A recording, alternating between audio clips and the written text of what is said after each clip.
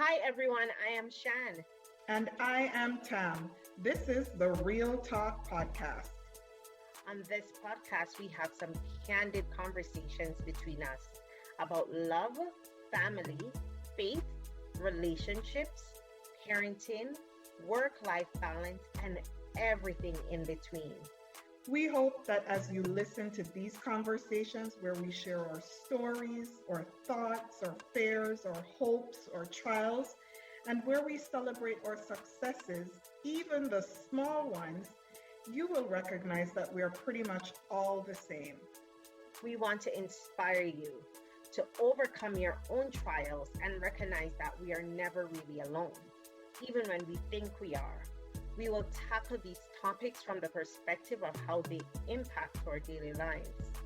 We invite you to not only listen, but interact with us and our guests as we have some real talk. So Shan and Tam fam, in today's Real Talk podcast, we are talking about the things that frustrate us but are rarely said. Today, we're talking about being sick and tired. Being sick and tired. And our quote comes from Fanny Lou Hamer, an American activist who famously said, "I'm sick and tired of being sick and tired." Real talk. Real talk. So Shan, listen to me.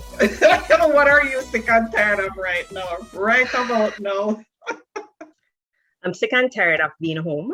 I'm sick and tired. I can't go on a plane. Like me, I dream about Jamaica. I'm dreaming about vacation. Yes. I'm just sick and tired of this situation. Yeah. I am tired. I'm tired. I'm physically, mentally, emotionally drained. I'm exhausted.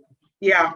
And no doubt, many people out there are feeling the same way. That was my number one thing.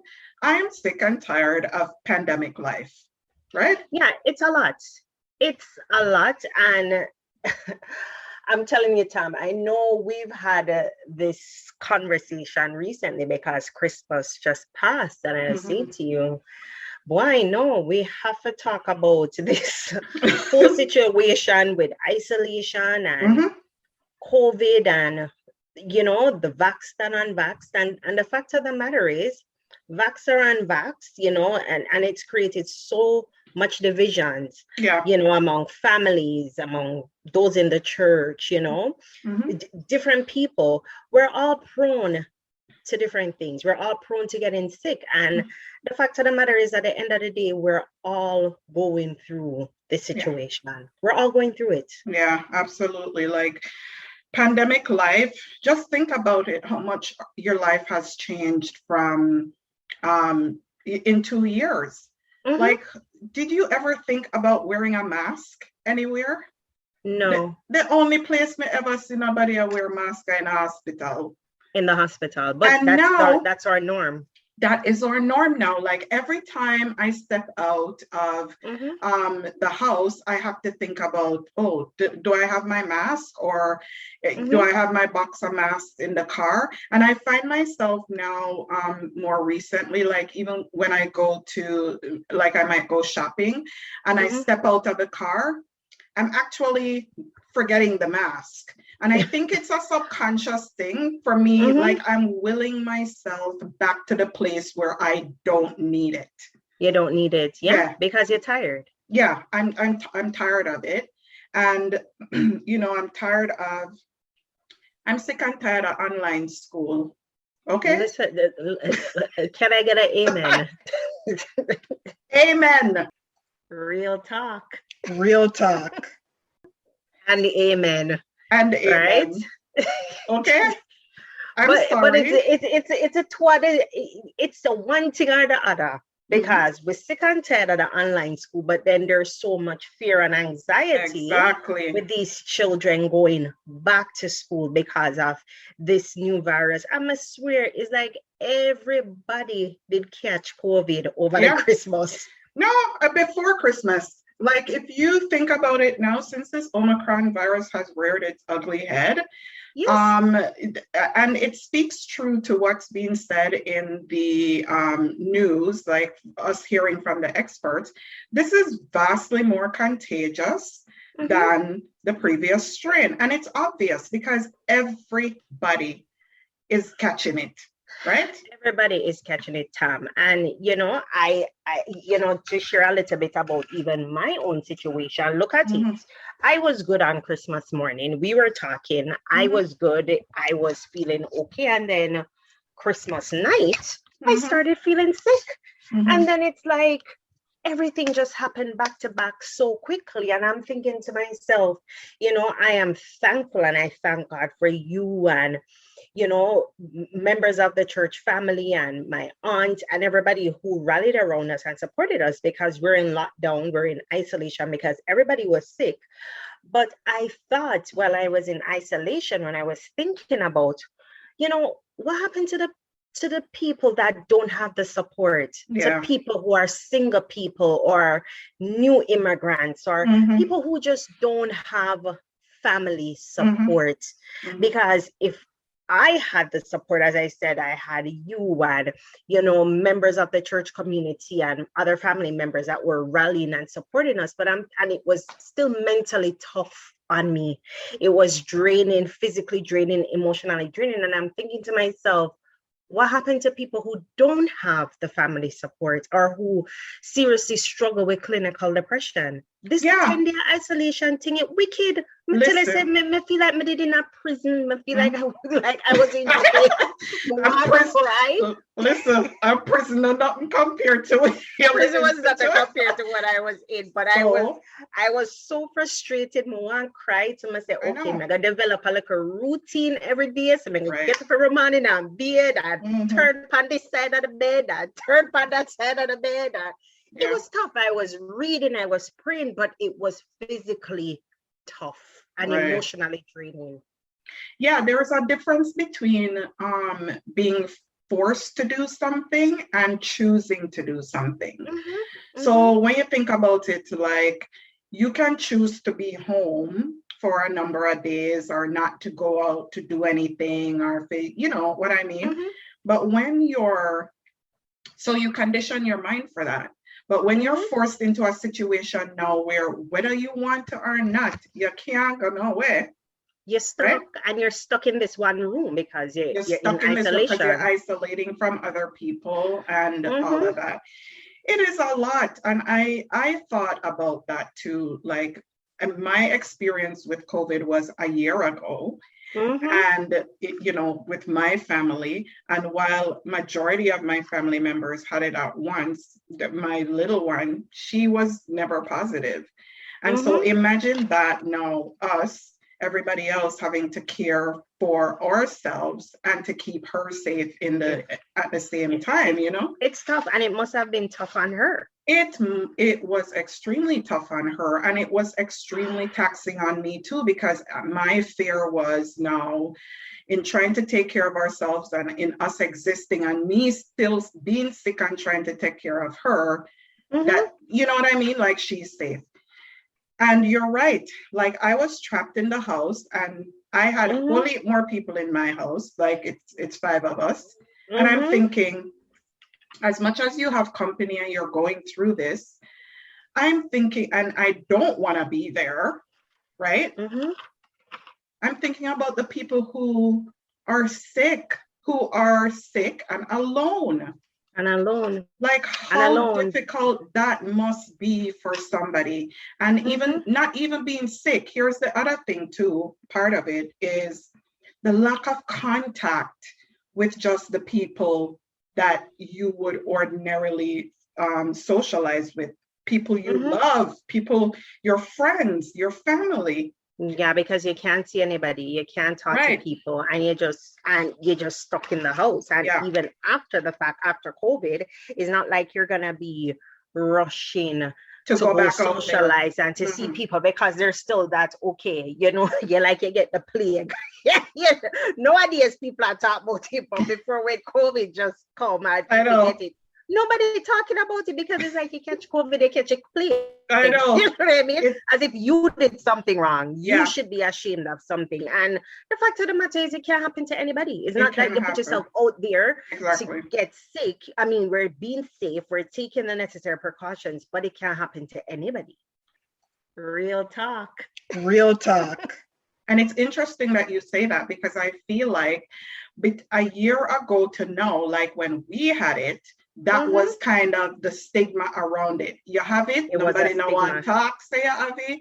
You're the one. It's like, okay, what did you do to go catch it? Like, you know? It's like you're a problem, right? And I thought, exactly. And we were a family that did everything, like followed all the protocols. To this date, we don't know where we catch it.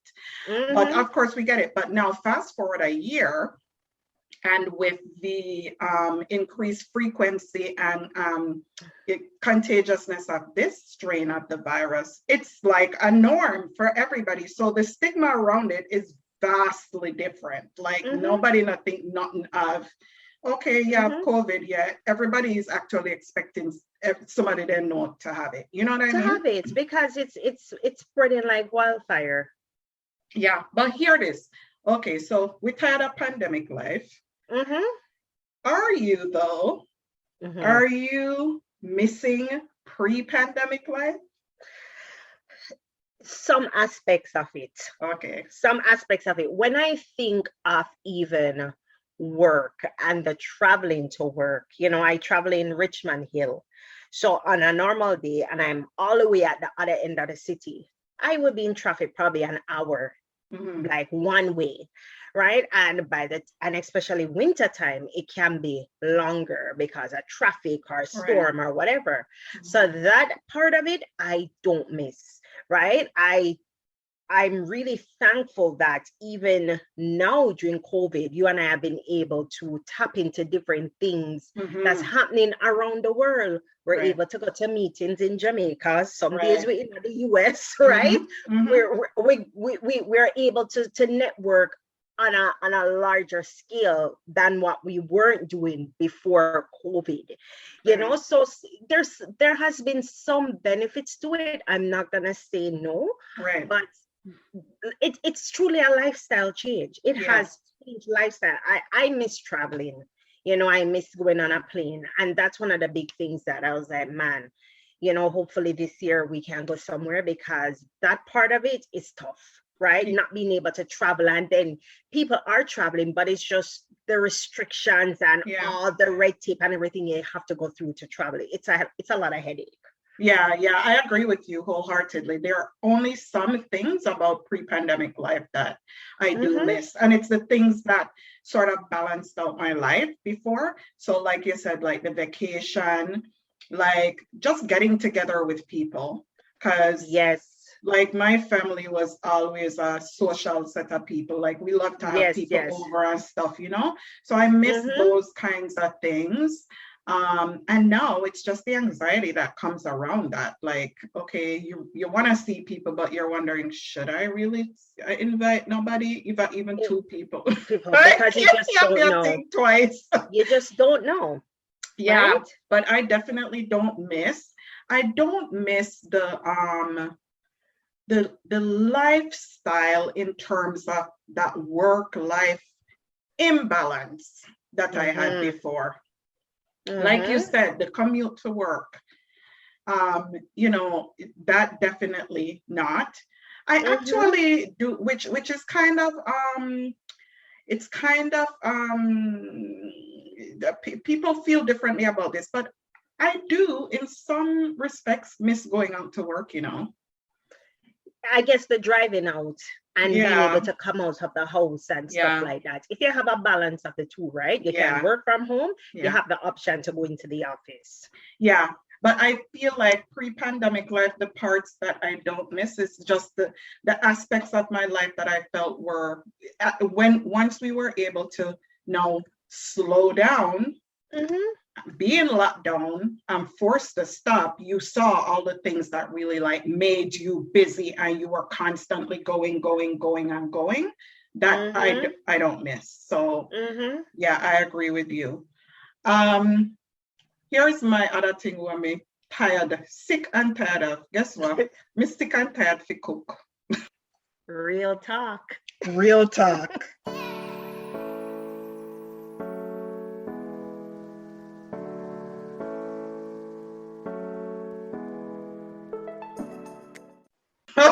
Listen to me. I was thinking about that today. I'm tired of thinking about the weekend. I was like, boy, I don't know what for cook. I'm tired. I cook the same food. I just want somebody to come cook for me. Right? A personal chef. All right. So when lockdown started, it was also like a different mode of operation, right? Because nobody wanted to go out. Nobody wanted to order even food in because they were scared. So they're gonna bring in the virus and all of that. So we are cooking every day. I cook every day, 2-3 times a day. But guess what happened? Me tired. My stove is on pause, right? Exactly. Sometimes it's hard for the people living on my house. Is it them have to fend for themselves? Cereal never killed a person, okay? No. Cereal, liquor, toast, bread, and butter. And my youngest has learned to do the grilled cheese sandwich, okay? Look at Paige. Look at her. People need to become self-sufficient in these times because I'm tired of being the breakfast person, the lunch lady for online school. You can't get gourmet meal every day. No, I'm tired for cook. Okay? Yeah. I'm just putting it out there. And I am a person who loves to cook. I do. I generally do love to cook. I love to cook. I love to bake. But I've had enough now. Okay? Yeah, it's a lot. It's a lot. It's a lot. You know what, Tam? I guess right now, to be honest, and I was saying this to someone, COVID is not going anywhere. Right. And we just have to condition our mind in how we adapt to this new norm, right? How we adapt to the new norm and how we basically find things to do to balance our own mental well-being. Right. That's a thing. Like, what can we do? What do you do for your own self-care? Right. You get out, you go for a walk, or if it's safe to do so and you're comfortable to book a massage, or do what you need to do to maintain your mental well-being, because at the end of the day, I don't foresee we going back to what it was. There's going to always be some element of what's happening now in terms of the safety protocols and certain things. I don't think we'll ever go back to a place where we were prior to the pandemic. Yeah, I agree with you. I totally agree with that. Yeah. So it's really about now finding a normal in the new normal, right? And finding what works for you. And that was a good segue, because actually I had just looked at some things, just made some notes about some of the things that could help people to combat this feeling of being really sick and tired, like because it can really weigh on people's mental health and well-being, and that is a real thing, and we recognize what a challenge it is, right? And so some of the things that we can do is like finding new things to do. Like when I thought about that, I thought about us, the fact that what we've done, everything we've done together in terms of putting ourselves out there on a platform has been since COVID. Oh, yes, that's true. Yeah. We started doing the blogs. We started doing the videos. We started a book club. We started prayer groups, and everything was during COVID. Everything has been since COVID. And I wonder, would we have thought about doing those things pre-pandemic? Probably not, and probably there wouldn't have been such an urgency to get it done, or the time even, right? Because even though the mere fact of even working from home, there's so much flexibility with that we can do things after work and certain things, right? So that's in itself is a blessing, right? But probably there wouldn't have been an urgency. So I'm glad that we were able to do all of these things, because so many people have been blessed by the various pockets of things that we've been doing. Yeah, absolutely. Yeah, I'm grateful for that too. And just to say too that as much as we are talking about being sick and tired, we do acknowledge the abundance of blessings that we have in our lives.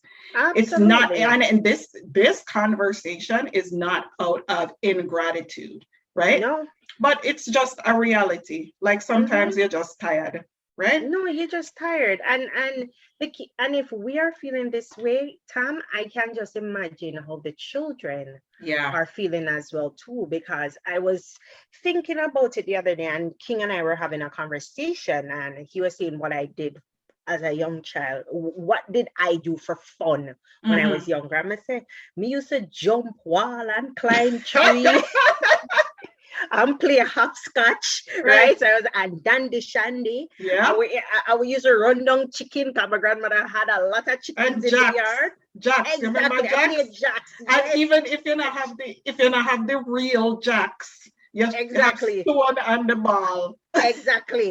I would play a Chinese skip. I would explain everything to him. And we used to, which I enjoyed my childhood, right? I would play and we were just free. And I was saying to him, you kids, your childhood these days are different. You guys are so used to the devices and everything. And now with COVID, I just feel like it has robbed them somewhat because they're home, them can't do anything. And then when we go outside, all of the precautions and everything they have to do, it's just a different time. And I feel for them as well. So when you hear they talk about even the mental health of these children in schools, it's real. It's a real thing. And we have to acknowledge that if we as adults, and I've said this to you so many times, Tam, it's truly the grace of God some days that pushes you to get up and to go, because you have to go to work and you have to be present for them, the children, and you have to do what you have to do. More or less, these children that don't have that emotional intelligence or the maturity, the emotional maturity to deal with the variations of these things that's being thrown at them. And uncertainties, exactly. Real talk. 1 minute them online school, 1 minute they're home. 1 minute they can do this, 1 minute they can't do that. It's a lot. Yeah, it is a lot. It's a lot for them. Yeah, and we have to just acknowledge that. Yes, and I know that it's real as well. And as much as we're going through things, they are going through things as well. Yeah, absolutely. You're right. Like a lot of days when I just need to give myself that extra push just to be present for my kids, like just to be able to have them be lifted up too, like there are a lot of days I just want to roll over in my bed and turn my back, but but if you're right, if we are finding it to be such a struggle to deal with it, imagine these poor children, right? One of the other things that I wanted to point out, and which you alluded to, you talked a little bit about earlier too, was the self-care piece of it in terms of dealing with these situations, right? And feeling overwhelmed and what have you. Yes. How important that is. And we talk about it all the time, that we shouldn't feel selfish when we do things for ourselves to make ourselves feel better. No, because you only have one you. Yeah. And you're not good to anybody else if you don't take care of you. Yeah. And I think I've always thought that you're the best version of you for everybody around you when you feel the best version of yourself, when you're most happiest, right? For me, that's doing my nails when I can, and and using my scented products. Listen to me. I when me I go on my bed, nobody can smell better than me, right? Roses, lotion and perfume, but smell good. I know. I know. Shout out for me personal. Shout out to Glamour for Less because yes, Glamour for Less, the cream. Yeah, I yeah, even lather in a just now, yeah. like lather down my skin. Even King loves it. He's like, mommy, that is so soft. The whipped body butter is to die for. Yes, you have to shout out Glamour for Less. Yes, and one of the things is, I know I've made attempts to do this, and at points it's made me feel better, just to energize myself, right? Mm-hmm. By you mentioned structure, so just like trying to say, if it's 7 o'clock in the morning, I'm gonna get up at 7. I'm gonna exercise or attempt to exercise. Listen to me. Let's not go there. Real talk, no, real talk. Let's not go there. To exercise for 15 minutes. I remember when we dry it into exercise, Tam. Listen, me introduced you to the exercise club and they drop out. And you run, God left me. And I was there for months wondering, where is she? Like, why am I up at 6:30 in the morning? Yes. Yeah, exercise the boat away. Yeah. Oh my gosh. But we really need to get crazy. back on that. I know. Yeah. We really need to get back on that exercise thing though, because it's a new year. I think we're having way too much fun all by ourselves right now. Okay, so we have to wrap this up now. Like we gotta do what we gotta do. We just need to acknowledge, listen, there's no shame in it. Acknowledge the feelings that there are some things that are just really frustrating right now. And there's a lot of things that we have no control over. Feel it. Think about what we can do to have a different experience in the time. And let's not be ashamed of admitting that there are just some things that just make us sick and tired, right? Yeah, real talk. And at the end of the day, we just have to find our supports. Yeah. You know, find what, as you said, Tam, what gets us to go day by day. And the power of positivity and speaking life into ourselves, over ourselves and over our situation. And just continue to say, you know what, this too shall pass. It too shall pass. Absolutely. There you go, people. What are you sick and tired of? We'd love to see some of it in the comments. Yes.